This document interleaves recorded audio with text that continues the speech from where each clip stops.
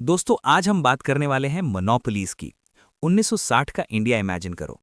अगर आप middle class थे या लोअर मिडिल क्लास थे, आपके कपड़े कैसे धुलते थे? दो ही तरीके थे। या तो आप साबुन बार घिस घिस के हाथ दुखाते थे, या फिर आप सर्फ खरीदते थे। लेकिन सर्फ खरीदना आम आदमी के बस की बात नहीं थी। Surf was 13 rupees per KG in 1969।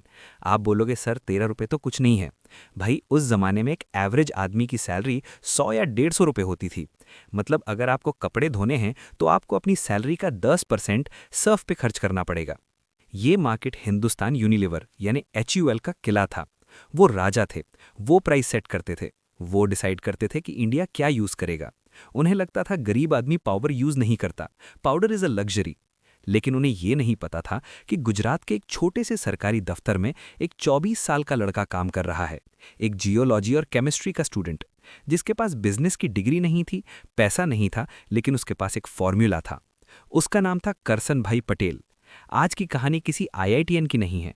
ये कहानी है एक बैकयार्ड साइंटिस्ट की, जिसने अपनी बेटी यानी डॉटर के नाम पे एक ब्रांड बनाया, जिसने यूनिलीवर के बोर्ड रूम में पैनिक अटैक दे दिया, जिसने इंडिया को सिखाया कि सस्ता का मतलब खराब नहीं होता। आज हम डीप डाइव करेंगे द निर्णायक एल्गोरिदम में। कैसे करसन भाई ने बिना लोन लिए, बिना डिस्ट्रीब्यूशन नेटवर्क के बाइसाइकिल पे धंधा शुरू किया और दुनिया की सबसे बड़ी डिटर्जेंट कंपनी बनाई। Grab your coffee, this is going to be a master class in pricing strategy. Part 1, the chemistry of disruption. सबसे पहले हमें समझना पड़ेगा कि डिटर्जेंट बनता कैसे है, क्योंकि करसन भाई बिजनेसमैन बाद में बने, वो पहले केमिस्ट थे। दोस्तों समझो, डिटर्जेंट में क्या होता है। एक, सरफेक्टेंट जो मैल को कपड़े से खींचता है, LABSA। दो, बिल्डर जो पानी को सॉफ्ट करता है ताकि झाग बने, सोडा ऐश एंड फॉस्फेट्स। तीन, फिलर जो क्वांटिटी बढ़ाता है, सॉल्ट या नमक और डोलोमाइट। MNCs क्या करती थीं? वो महंगे केमिकल्स यूज करती थीं।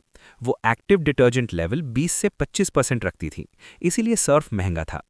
करसन भाई ने अपनी जॉब के बाद अपने घर के पिछवाड़े में एक्सपेरिमेंट करना शुरू किया। उन्होंने सोचा, क्या मुझे सच में इतने महंगे केमिकल्स चाहिए?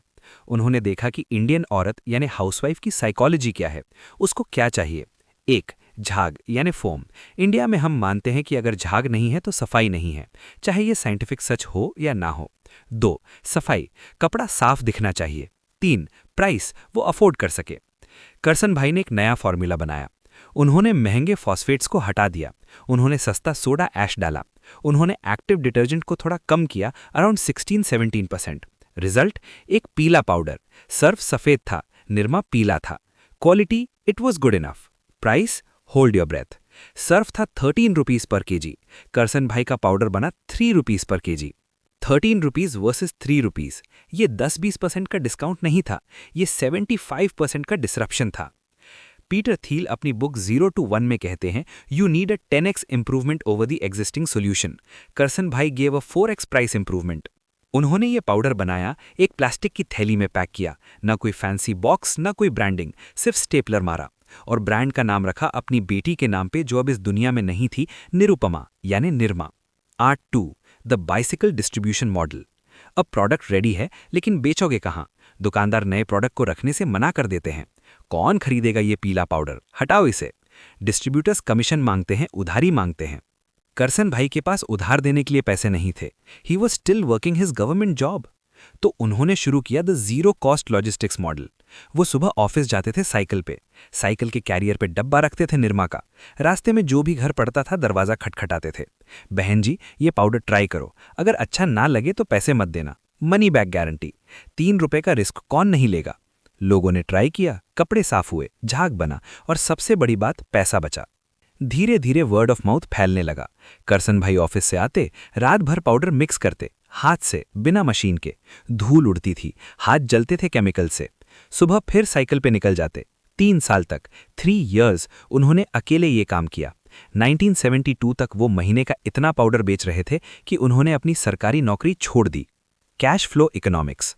बिजनेस में सबसे बड़ा किलर क्या है? Working capital. HUL डिस्ट्रीब्यूटर्स को 30 से 60 दिन का क्रेडिट देता था। मतलब HUL का माल आज बिका, पैसा 2 महीने बाद आएगा। करसन भाई का मॉडल क्या था? Cash and carry. कस्टमर ने पाउडर लिया, कैश दिया, उस कैश से करसन भाई ने अगले दिन का रॉ मटेरियल खरीदा। उनका कैश कन्वर्जन साइकिल नेगेटिव या जीरो था। जब आपके पास पैसा इमीडिएटली वापस आता है, आप बहुत तेजी से ग्रो कर सकते हो बिना बैंक लोन लिए। This is how he bootstrapped. Part 3, the supply chain hack. अब डिमांड बढ़ रही थी, अहमदाबाद से बाहर निकलना था, लेकिन डिस्ट्रीब्यूटर्स अभी भी नखरे कर रहे थे। करसन भाई ने देखा कि HUL और बड़ी कंपनीज का डिस्ट्रीब्यूशन मॉडल टॉप डाउन है, factory to CNF agent to distributor to wholesaler to retailer to customer. हर स्टेप पे मार्जिन ऐड होता है, इसलिए 3 रुपए की चीज 10 रुपए की हो जाती है। करसन भाई ने बॉटम अप मॉडल बनाया। उन्होंने कहा, मैं ट्रक भर के माल भेजूंगा, जो रिटेलर कैश देगा उसको माल मिलेगा। लेकिन उन्होंने एक और जीनियस काम किया। उन्होंने इकोनॉमी ऑफ स्केल को रॉ मटेरियल पे लगाया। याद है मैंने बताया था कि निरमा में सोडा ऐश पड़ता है। सोडा ऐश इंडिया में बहुत लिमिटेड था, टाटा केमिकल्स बनाता था। करसन भाई ने सोचा, अगर मैं बड़ा बनूंगा तो टाटा केमिकल्स मुझे कंट्रोल करेगा। तो उन्होंने क्या किया? He did backward integration, just like Dhirubhai Ambani. उन्होंने अपनी खुद की सोडा ऐश की फैक्ट्री लगा ली। उन्होंने LABSA यानी सरफेक्टेंट की फैक्ट्री लगा ली। सोचो दोस्तों, HUL रॉ मटेरियल खरीदता था सप्लायर्स से, सप्लायर अपना प्रॉफिट जोड़ता था। करसन भाई खुद रॉ मटेरियल बनाते थे, नो मिडलमैन प्रॉफिट। फिर वो खुद डिटर्जेंट बनाते थे, फिर वो डायरेक्ट रिटेलर्स को बेचते थे।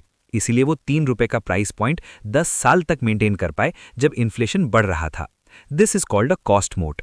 आपके कॉम्पिटिटर की कॉस्ट ही आपकी सेलिंग प्राइस से ज्यादा है, वो आपको हरा ही नहीं सकता।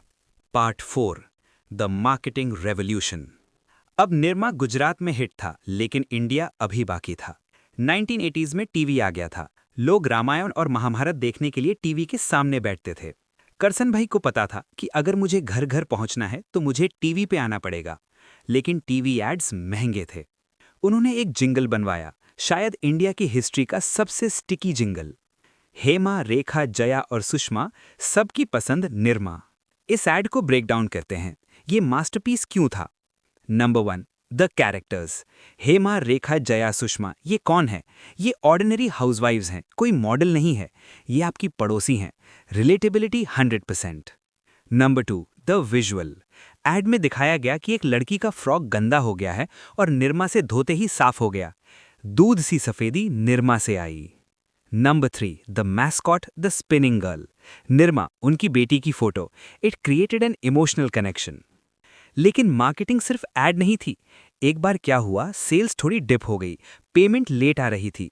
करसन भाई ने एक रिस्की मूव खेला। उन्होंने टीवी पे एड कैंपेन्स डबल कर दिए, फुल ब्लास्ट मार्केटिंग। लोग दुकान पर जाकर मांगने लगे, भैया निरमा दो। दुकानदार बोला, स्टॉक नहीं है। करसन भाई ने सारा स्टॉक मार्केट से वापस खींच लिया था, विड्रॉ कर लिया था। आर्टिफिशियल स्कैसिटी क्रिएट की। 1 महीने तक एड चलता रहा, लेकिन माल नहीं था। रिटेलर्स पैनिक हो गए, कस्टमर्स चिल्ला रहे थे। जब रिटेलर्स की डिमांड पीक पे पहुंच गई, तब करसन भाई ने ट्रक भेजे और शर्त रखी, full payment in advance. Retailers ने लाइन लगा के पेमेंट दी। Karsan bhai collected crores in cash instantly. This is lesson number 4, demand pull versus supply push. HUL दुकानदार को पुश करता था, ये ले लो बेचो। करसन भाई ने कस्टमर से पुल करवाया, मुझे वही चाहिए। Part 5, the war, operation sting. Hindustan Unilever, HUL अब डर गया था। 1985 आते आते Nirma became the number 1 detergent in India by volume. HUL का मार्केट शेयर 70% से गिरकर बहुत कम हो गया था। HUL के बोर्ड रूम्स में लंदन तक हिला हवाली हो गई। Who is this guy from Gujarat? HUL ने पहले निरमा को इग्नोर किया, क्वालिटी खराब है। फिर उन्होंने नेगेटिव PR किया, इसमें एसिड है, हाथ जल जाएंगे। निरमा ने कहा, हमारे कस्टमर्स के हाथ मजबूत हैं, तुम चिंता मत करो। फाइनली HUL को समझ आ गया कि वो सर्फ के साथ निरमा से नहीं लड़ सकते। सर्फ लग्जरी है, निरमा इकोनॉमी है। अगर HUL सर्फ का प्राइस कम करता तो उनका ब्रांड डाइल्यूट हो जाता और लॉस होता। तो HUL ने लॉन्च किया operation sting, strategy to inhibit Nirma's growth. उन्होंने एक नया ब्रांड बनाया सिर्फ निरमा को मारने के लिए। उसका नाम था व्हील। व्हील का फॉर्मूला वही था जो निरमा का था, low oil high soda ash. Wheel की पैकेजिंग भी सिमिलर थी। व्हील की मार्केटिंग भी वही थी, ग्रीन वाला व्हील। और HUL ने व्हील को लॉस में बेचना शुरू किया, सिर्फ मार्केट वापस लेने के लिए। ये कॉर्पोरेट हिस्ट्री का पहला एग्जाम्पल था जब एक ग्लोबल जायंट को एक लोकल प्लेयर की स्ट्रैटेजी कॉपी करनी पड़ी। करसन भाई ने HUL को डाउन मार्केट आने पे मजबूर कर दिया। आज भी अगर आप गांव में जाओगे तो लड़ाई सर्फ वर्सेस एरियल की नहीं है, लड़ाई निरमा वर्सेस व्हील की है। करसन भाई ने मोनोपोली तोड़ दी। Conclusion, the legacy of the giant killer. तो दोस्तों, करसन भाई पटेल ने हमें क्या सिखाया? Number 1, product market fit. उन्होंने वो नहीं बनाया जो वो बना सकते थे, केमिकल्स। उन्होंने वो बनाया जो मार्केट को चाहिए था, सस्ता powder. Number 2, price is a feature. गरीब देश में प्राइस ही सबसे बड़ा फीचर होता है। अगर आप प्राइस क्रैक कर लोगे तो आप क्वालिटी में थोड़ा कॉम्प्रोमाइज कर सकते हो। Number 3, boot strapping. साइकिल से शुरू करके कैश एंड कैरी मॉडल से एम्पायर खड़ा किया। उधारी यानी क्रेडिट बिजनेस का कैंसर है। Number 4, emotional marketing. सबकी पसंद Nirma, make your customer the hero of your add. आज निरमा ग्रुप सिर्फ पाउडर नहीं बनाता, वो सीमेंट बनाते हैं, नोवोको विस्तास। वो फार्मेसी यानी ग्लेनमार्क लाइफ साइंसेज। वो एजुकेशन यानी निरमा यूनिवर्सिटी में है। करसन भाई आज बिलियनेयर हैं, लेकिन उनकी असली लेगेसी वो नंबर नहीं है। उनकी लेगेसी ये है कि उन्होंने इंडिया के हर उस आदमी को होप दी जो सोचता है कि मैं तो छोटा आदमी हूं, मैं एमएनसी से कैसे लड़ूंगा। अगर करसन भाई अपने बैकयार्ड में पाउडर मिक्स करके यूनिलीवर को हरा सकते हैं, तो आप अपने लैपटॉप पे बैठ के क्या नहीं कर सकते। दोस्तों, ये थी कहानी द जायंट किलर की। आई होप आपको ये 1 आवर मास्टर क्लास पसंद आई। हमने केमिस्ट्री देखी, इकोनॉमिक्स देखी, मार्केटिंग देखी और वॉर देखा। अगर आपको लगता है कि ये कंटेंट वैल्यू ऐड करता है तो प्लीज़ सब्सक्राइब करें। हम बहुत मेहनत करते हैं रिसर्च में, ताकि आपको सिग्नल मिले, नॉइज़ नहीं।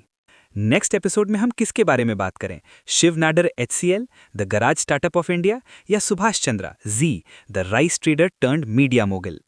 Comment below. Keep grinding, keep building. Jai Hind.